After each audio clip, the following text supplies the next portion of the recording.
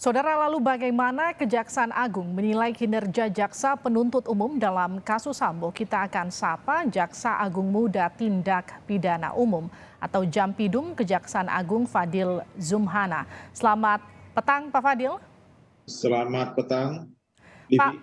bagaimana Anda melihat perjalanan kasus Sambo hingga ke tuntutan ya hari ini? Mulai dari kemarin Sambo dituntut seumur hidup, Putri 8 tahun sampai Eliezer 12 tahun.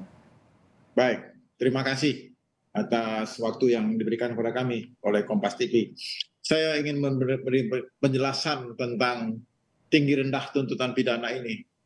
Bahwa perlu saya sampaikan bahwa Kejaksaan Agung dalam hal menuntut seseorang terdakwa ada parameter yang jelas. Yang pertama, kami menggali, jaksa itu pasti menggali alat bukti terhadap peran seseorang. Peran tersangka ini kalau saya lihat terdakwa dalam hal ini berbeda-beda perannya. Sehingga kami menghukum orang juga berbeda tentang tinggi rendahnya tuntutan pidana itu. Maka saya sampaikan gradasi tuntutan pidana yang berbeda antar pelaku atau pelaku tindak pidana ini sebagaimana yang kami dakwakan, yaitu pelaku Freddy Sambo misalnya saya sampaikan, kami menuntut seumur hidup itu atas pertimbangan sebetulnya bahwa Freddy Sambo ini adalah sebagai intelektual dadar dalam perkara ini. Sebagai intelektual dadar, dia menghendaki adanya kematian. Lalu untuk mewujudkan itu, dia meminta, yang pertama dia minta adalah Ricky Rizal. Tapi Ricky Rizal dengan kesadarannya menyatakan dia tidak kuat, tidak berani, sehingga dia menolak. Lalu dia perintahkan Richard Eliezer Pudiang Lumiu. Richard Eliezer Pudiang Lumiu memiliki keberanian dia. Maka saya menyatakan bahwa jaksa menyatakan Richard Eliezer Pudiang Lumiu sebagai dadar, sebagai pelaku. Pelaku yang menghabisi nyawa daripada korban Joshua Huta Barat. Sehingga ketika kami menetapkan Richard Eliezer Pudiang Lumiu 12 tahun itu, parameternya jelas, dia sebagai pelaku. Sebagai dadar. Lalu dia ini, kalau lihat dari tuntutan pidana yang dilakukan oleh Kejaksaan Agung dalam hal ini Kejaksaan Negeri Jakarta Selatan, bahwa 12 tahun ini sudah cukup bagi yang bersangkutan karena kami menarik ke atas ke Pak Freddy Sambo. Bahwa dia melekat di Freddy Sambo. Perintah ini di Pak Freddy Sambo memerintahkan yang bersangkutan, dia laksanakan perintah itu. Dia sebagai dadar, sebagai pelaku. Lalu tentang Kuat Ma'ruf yang berada di lokasi itu bersama Ricky Rizal Wibowo, dia mengetahui ada rencana pembunuhan. Dia mengetahui, tapi tidak melakukan apa untuk melakukan pembunuhan itu. Tapi ketika Richard Eliezer Pudiang Lumiu berani menghabisi nyawa orang lain dengan senjatanya atas perintah Pak Freddy Sambo ini, kami menganggap ini adalah suatu keberanian yang menimbulkan kematian bagi orang lain. Baik. Saya potong Pak Jampidum. Kalau tadi Anda katakan, taruhlah Richard Eliezer memang faktanya adalah eksekutor dalam pembunuhan Yosua. Ia melakukan itu atas perintah dari Freddy Sambo, itu fakta yang ada di persidangan. Tapi kita juga tidak bisa menyampingkan fakta bahwa Richard Eliezer adalah orang yang membuka tabir di kasus ini. Ia adalah justice kolaborator. Rekomendasi LPSK juga minta diringankan. Apa yang kemudian jadi dasar 12 tahun itu selain tadi fakta-fakta yang Anda sampaikan? Baik. Saya beri penjelasan tentang GC, Justice Collaborator. LPSK menyesalkan sikap jaksa. Justru kami sudah pertimbangkan LPSK itu. Sudah kami pertimbangkan. Kalau kami tidak mempertimbangkan sikap jaksa, mungkin sikap LPSK, mungkin saja akan lebih tinggi daripada itu. 12 tahun ini sudah kami ukur dengan parameter tuntutan pidana yang jelas. Bahwa kami ingin beri penjelasan bahwa Justice Kolaborator ini rekomendasi LPSK. Tapi penetapan terhadap Justice Kolaborator oleh Pengadilan Negeri Jakarta Selatan belum ada. Kami sudah mempertimbangkan walaupun penetapan pengadilan belum ada. Kenapa? Karena si Richard Eliezer inilah terungkap peristiwa pidana sesungguhnya, itu kami hargai. Sehingga kok kita tarik ke atas, Pak Freddy Sambo kita tuntut seumur hidup, ini sudah cukup ringan bagi dia. Ketika orang itu memahami bagaimana jaksa menarik pertanggungjawaban pidana dan memberi hukuman yang tepat, memohon kepada hakim, memberikan tuntutan yang tepat, dan kami serahkan kepada majelis. Karena majelis hakim yang bisa menilai apakah tuntutan jaksa ini sudah adil atau tidak. Tapi dari segi kami, ada parameter yang jelas dan kami menyatakan tuntutan 12 tahun untuk Richard Eliezer Pudiang Lumiu sudah tepat. Jaksa kami sudah tepat. Baik. Karena kami dalam sistem kami, perlu saya tambahkan penjelasan. Baik. Yang melakukan penuntutan adalah Kejaksaan Negeri.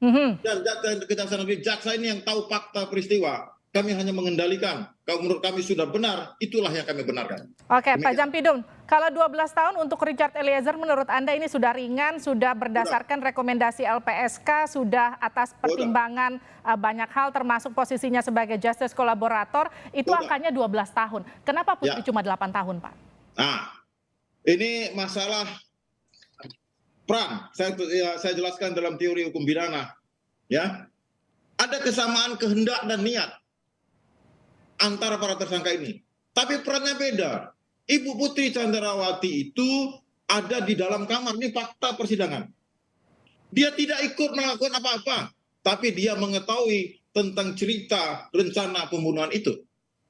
Sama dengan Kuat Ma'ruf. Kuat Ma'ruf dia ada di lokasi itu. Tapi dia tidak bisa berbuat apa-apa. Tetapi dia mengetahui ada perencanaan. Menurut kami 8 tahun untuk Kuat Ma'ruf, Ricky Rizal, dan Ibu Putri Candrawati ini sudah, menurut kami sudah tepat. Namun tentang berapa nanti diputus hakim, kami serahkan pada hakim. Dan hakim tahu berdasarkan bukti-bukti yang diajukan oleh jaksa. Tinggal hakim menilai alat bukti itu sudah cukup atau tidak. Apakah peran itu sudah cukup atau tidak. Dengan hukuman sedemikian rupa. Oke, Pak Jampidum. Ketika kemarin jaksa membacakan tuntutan untuk Verdi Sambo, pasal 340, koreksi saya kalau salah ya Pak Jampidum. Pasal 340 itu kan hukuman maksimalnya hukuman mati, tapi Sambo itu kan hanya dihukum seumur hidup. Saya menggunakan diksi hanya karena memang keluarga dari almarhum Yosua memang menginginkan, berharap itu dihukum maksimal. Itu pun suara dari sebagian masyarakat yang mengikuti perjalanan kasus ini. Dengan dihukum seumur hidup, menurut Anda apakah ini juga hukuman yang sudah tepat yang diberikan oleh jaksa penuntut umum? Baik, terima kasih. Bahwa tentang pemenuhan rasa keadilan masyarakat, saya sangat empati kepada korban, ibu korban. Tapi ketika kami menjatuhkan tuntutan 340 dengan ancaman seumur hidup itu adalah sudah cukup adil. Karena menurut saya ancaman seumur hidup itu sudah dapat memberikan kesempatan untuk yang bersangkutan menyadari perbuatannya selama dia masih ada di dalam. Dan peristiwa pidana ini, sebagaimana kita ketahui, bahwa ancaman maksimal dalam KUHP kita sebut seumur hidup atau pidana mati.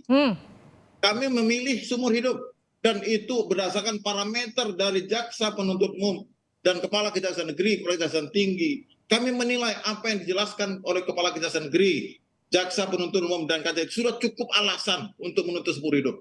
Jadi tentang misalnya netizen tidak puas atau keluarga korban tidak puas, kami belum tentu bisa memuaskan semua yang ikut serta dalam proses peradilan ini.